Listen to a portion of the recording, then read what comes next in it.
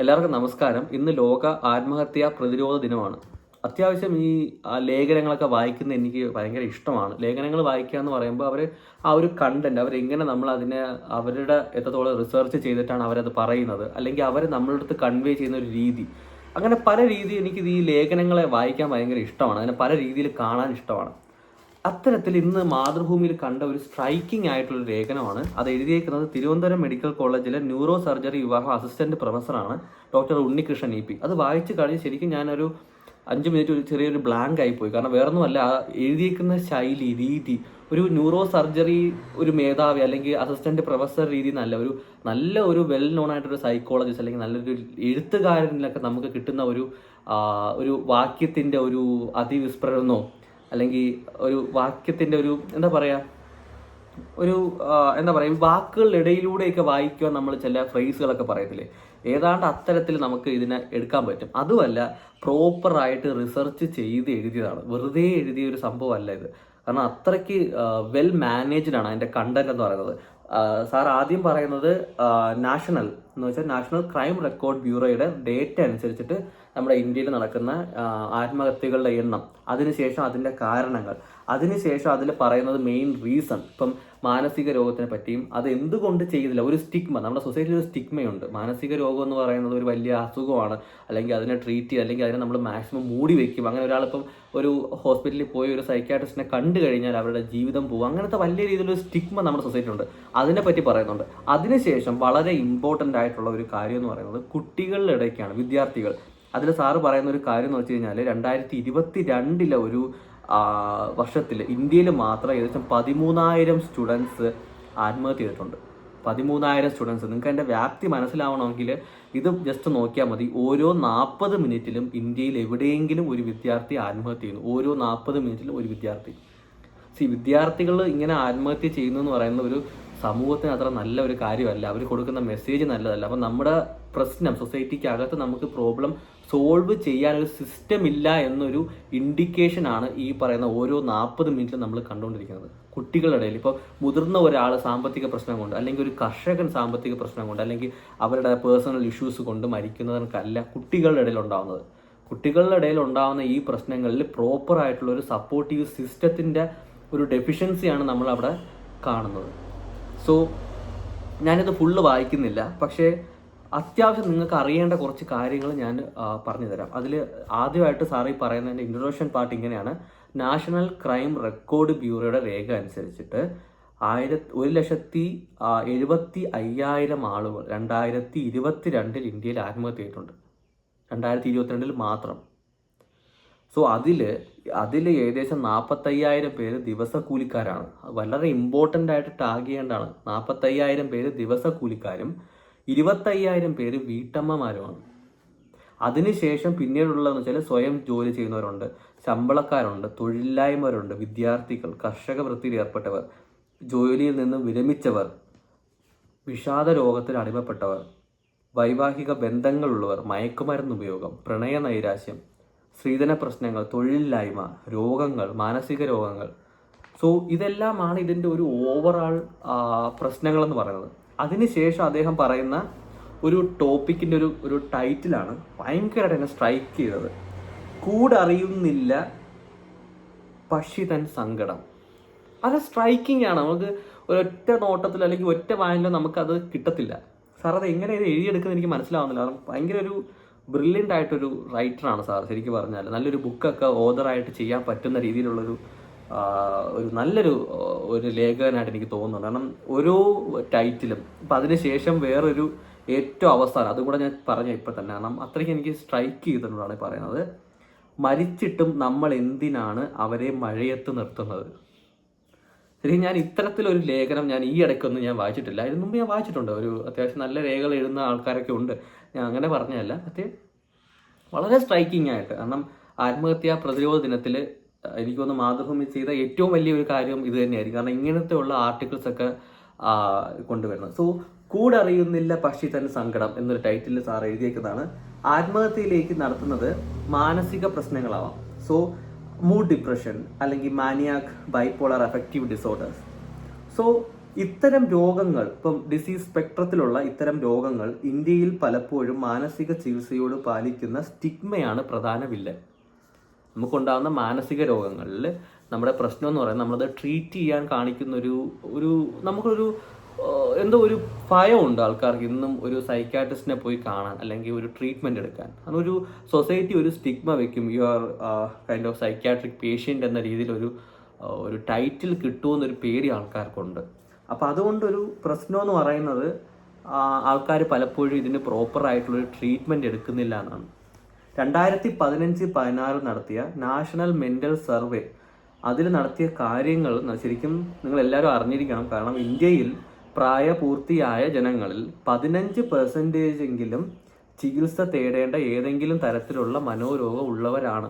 അതിപ്പം നിങ്ങൾ ഉദ്ദേശിക്കുന്ന ഡിപ്രഷൻ മാത്രമല്ല, ആൻസൈറ്റി ഇഷ്യൂസ് ഉള്ളവരുണ്ട്, ഇപ്പം ADHD ഒക്കെ കണക്കുള്ളവരുണ്ട്, അല്ലെങ്കിൽ വിഷാദം, ആൻഡ് ദെൻ മയക്കുമരുന്ന് അഡിക്ഷൻ മൂലം ഉണ്ടാവുന്ന പ്രശ്നങ്ങൾ, ആൽക്കഹോൾ ആവാം, ഡ്രഗ്സ് ആവാം, അങ്ങനെയുള്ള പ്രശ്നങ്ങളുണ്ട്. പക്ഷേ ഇന്ത്യക്കാർ മാനസിക രോഗത്തെ ഒരു രോഗമായി അംഗീകരിക്കാനോ അതിന് ചികിത്സ തേടാനോ തയ്യാറാവാറില്ല.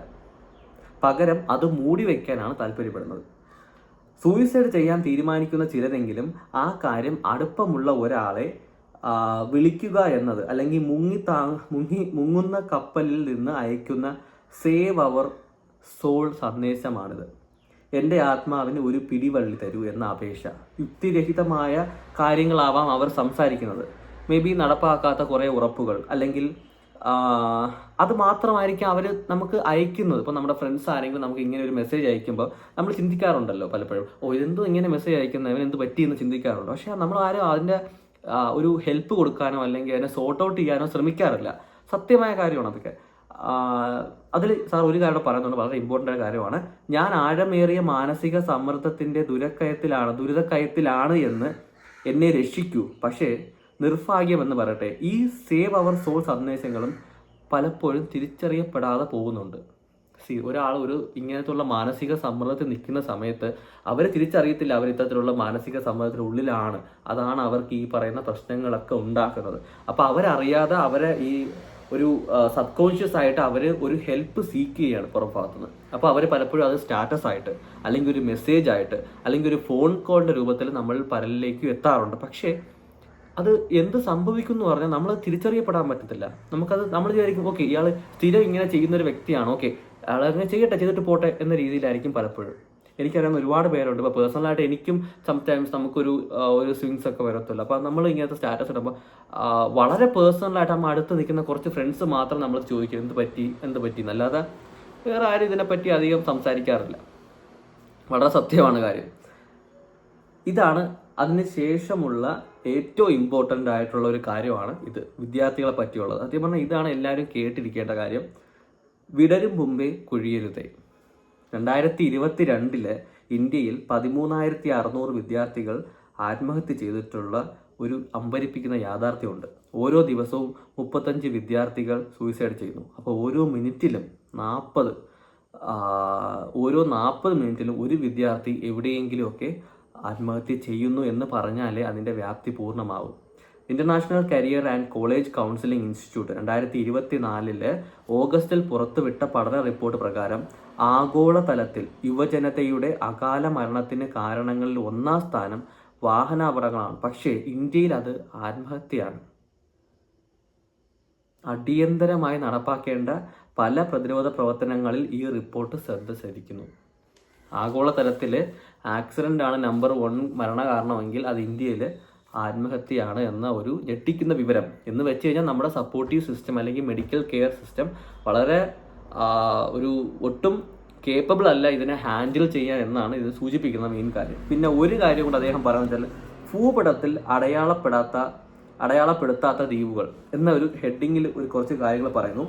അതിൽ ഇതിൻ്റെ നമ്മൾ ആ ഒരു കണ്ടന്റ് ടൈറ്റിൽ വായിക്കുമ്പോൾ തന്നെ മനസ്സിലാവും നമ്മൾ ഒരിക്കലും ശ്രദ്ധ കൊടുക്കാത്ത കുറച്ച് കാര്യങ്ങളെ പറ്റിയാണ് അദ്ദേഹം ഉദ്ദേശിക്കുന്നത്. ഭൂപടത്തിൽ അടയാളപ്പെടുത്താത്ത ദ്വീപുകൾ എന്നാണ് അദ്ദേഹത്തിന്റെ ടൈറ്റിൽ കൊടുത്തേക്കുന്നത്. വളരെ അർത്ഥവത്തമായ ടൈറ്റിലാണ്, വായിക്കുമ്പോൾ നിങ്ങൾക്ക് മനസ്സിലാവും. വിദ്യാർത്ഥികളിൽ ആത്മഹത്യ ആഴത്തിൽ പരിഹരിക്കേണ്ട ഒരു സാമൂഹിക ആഘാതമാണ്. ഒരു വിദ്യാർത്ഥി പോലും ആത്മഹത്യ ചെയ്തിട്ടില്ലാത്ത ഏതെങ്കിലും ഒരു കോളേജ് ഉണ്ടാവുമോ? വളരെ സിമ്പിൾ, വളരെ ലോജിക്കായിട്ടൊരു ചോദ്യമാണ്. ഒരു കോളേജും കാണത്തില്ല. അത്യാവശ്യം ഒരു കുടുംബമെങ്കിലും കാണത്തില്ല നിങ്ങളുടെ കുടുംബത്തിൽ ഒരാൾ ആത്മഹത്യ ചെയ്തിട്ടുള്ള. അപ്പോൾ എൻ്റെ കുടുംബത്തിലുണ്ട് ഒരുപാട് പേര് ഇങ്ങനെ ആത്മഹത്യ ചെയ്തവർ, അല്ലെങ്കിൽ അങ്ങനെ വളരെ ചുരുക്കമായിരിക്കും അങ്ങനെ ഇല്ലാത്തവർ. അല്ലെങ്കിൽ നമ്മുടെ ചുറ്റുപാട്, അല്ലെങ്കിൽ ഒരു പഞ്ചായത്ത് എടുത്തു കഴിഞ്ഞാൽ, അല്ലെങ്കിൽ വാർഡിലെടുത്തു കഴിഞ്ഞാൽ, അതിൽ കഴിഞ്ഞ 5 വർഷത്തിലെടുത്തു കഴിഞ്ഞാൽ എത്ര പേര് ആത്മഹത്യ ചെയ്തു എന്നുള്ളത് ജസ്റ്റ് നോക്കിയാൽ മതി, നമുക്ക് മനസ്സിലാവുന്നേ ഉള്ളൂ. സോ അവരുടെ വിവരങ്ങൾ ആ കോളേജുകൾ സൂക്ഷിച്ചു വെക്കാറുണ്ടോ? ഇല്ല. ഇവിടെയാണ് സൈക്കോളജിക്കൽ ഓട്ടോപ്സി ഓഫ് സൂയിസൈഡോളജിയുടെ പ്രസക്തി. ഈ സൈക്കോളജിക്കൽ ഓട്ടോപ്സി എന്ന് പറയുന്നത് അതൊരു എന്താ പറയുക, ഒരു പുതിയൊരു ടേം മാത്രമല്ല, വലിയൊരു എമർജിങ് ആയിട്ടുള്ള ഒരു സംഭവമാണത്. അതിന് ഒരുപാട് തലങ്ങളുണ്ട്. ഞാൻ പ്രത്യേക ഒരു വീഡിയോ അതിന് വേണ്ടി എടുക്കാം. സൈക്കോളജിക്കൽ ഓട്ടോപ്സി എന്ന് പറയുന്ന ഒരു സംഭവമാണ്. അത് ഓട്ടോപ്സി അല്ല, അത് നമ്മൾ അത് ഭയങ്കര തലങ്ങളാണ്. ഈ ഫോറൻസിക് സൈക്യാട്രി എന്ന് പറയുന്ന ഒരു ഡിപ്പാർട്ട്മെന്റ് ഉണ്ട്, ഒരു സൂപ്പർ സ്പെഷ്യാലിറ്റി ബ്രാഞ്ച് ഉണ്ട്. അപ്പോൾ അത് എടുക്കുന്നത് വെച്ച് കഴിഞ്ഞാൽ സൈക്യാട്രി ആൾക്കാരാണ് എടുക്കുന്നത്, അത് ഫോറൻസിക് അവർക്കുള്ള അല്ല. സോ ആ ഒരു തലത്തിലുള്ള കുറച്ച് കാര്യങ്ങളാണ്. അതിനെക്കുറിച്ച് ഞാൻ പറഞ്ഞു തരാം. കുറച്ച് അത് ഡീറ്റെയിൽ ആയിട്ട് പറയേണ്ടി വരും, കുറച്ച് ഇമ്പോർട്ടൻ്റ് ആയിട്ട് കുറച്ച് കാര്യങ്ങളാണ്. സോ അതിൽ പറയുന്നത് വെച്ച് കഴിഞ്ഞാൽ 1958 അമേരിക്കയിലെ ലോസ് ഏഞ്ചലസിലെ ഒരു യൂണിവേഴ്സിറ്റിയിൽ ഈ പറയുന്ന സൂയിസൈഡ് പ്രിവെൻഷൻ ജോലി ചെയ്യവേ കുറച്ച് ഡോക്ടേഴ്സ് തുടങ്ങി വെച്ച ഒരു സംരംഭമാണിത്. സോ ഒരാൾ സൂയിസൈഡ് ചെയ്താൽ അതിലേക്ക് നയിച്ച പ്രേരണവും സാഹചര്യവും വിശകലനം ചെയ്ത് അതിൻ്റെ കാരണം കണ്ടുപിടിക്കുക. അത് എങ്ങനെയാണ് കണ്ടെത്തുന്നത് വെച്ച് കഴിഞ്ഞാൽ, അതാണ് ഞാൻ ഈ പറഞ്ഞ അതിൻ്റെ ബന്ധുക്കൾ അല്ലെങ്കിൽ സുഹൃത്തുക്കളൊക്കെ ഇൻ്റർവ്യൂ ചെയ്യുന്ന രീതി, ഫോറൻസിക് തെളിവുകൾ ശേഖരിക്കുന്നത്. സോ ഈ രീതിയിൽ അയാളുടെ ബന്ധുക്കളിൽ നിന്ന്, അല്ലെങ്കിൽ അയാളുടെ സുഹൃത്തുക്കളിൽ നിന്ന്, അല്ലെങ്കിൽ അദ്ദേഹത്തിൻ്റെ പ്രൊഫസേഴ്സ് ടീച്ചേഴ്സിൻ്റെ കയ്യിൽ നിന്ന് അവരെ ഇൻ്റർവ്യൂ ചെയ്ത് അദ്ദേഹത്തിനെ പറ്റി പഠിച്ച് എന്താണ് ഈ റീസൺ എന്ന് കണ്ടുപിടിച്ച്, അക്കാഡമിക് സ്ഥാപനങ്ങളിൽ ഇത്തരം ഒരു ഇടപെടലുകൾ വലിയ പ്രസക്തിയുണ്ട്. അതിനെപ്പറ്റി പഠിച്ച് അത് ആൾക്കാരിലേക്ക് ഒരു ബോധവൽക്കരണമായി എത്തിക്കുന്നു. അപ്പോൾ ഇത് ഓരോ അക്കാഡമിക് സെക്ഷനിലും ഓരോ അക്കാഡമിക് സ്ഥാപനങ്ങളിലും അതിന് വലിയൊരു പ്രസക്തിയുണ്ട്. പണ്ടേ പ്രൊഫഷണൽ വിദ്യാഭ്യാസ സ്ഥാപനങ്ങളിൽ ആത്മഹത്യ നടക്കാറുണ്ട്. ഇപ്പോൾ നമ്മളിതിൽ നോക്കി കഴിഞ്ഞാൽ ട്രിവാൻഡ്രത്ത് ഈ ഇടയ്ക്ക് ഒരു മെഡിസിനിലെ SR സ്വയം ഒരു സൂയിസൈഡ് ചെയ്തിരുന്നു. എന്നിട്ട് അതിനകത്ത് എഴുതി വെച്ചിരുന്ന ഡയലോഗാണ്, ജീവിതം മടുക്കുന്നു, ഞാൻ ആത്മഹത്യ ചെയ്യുന്നു. അതും മാരീഡ് ആയിട്ടൊരു വ്യക്തിയാണ്, അത് SR മെഡിസിനിലെ SR ആണ്. അപ്പോൾ എന്തോരം വിദ്യാഭ്യാസമുണ്ട്, സാമ്പത്തികമായ വലിയ പ്രശ്നമില്ല, മാരീഡാണ്. പിന്നെയും എന്തുകൊണ്ട് ചെയ്യുന്നു എന്ന് പറയുന്നത് പ്രോപ്പർ സപ്പോർട്ടീവ് സിസ്റ്റം കിട്ടാത്ത ഒരു അവസ്ഥയിൽ എത്തിപ്പെടുന്നതുകൊണ്ടാണ്. അപ്പോൾ നമ്മൾ മനസ്സിലാക്കേണ്ടത് നമ്മുടെ മെഡിക്കൽ സിസ്റ്റത്തിന് വരെ ഇതൊരു വലിയൊരു പ്രശ്നമാണ്. അതിനകത്ത്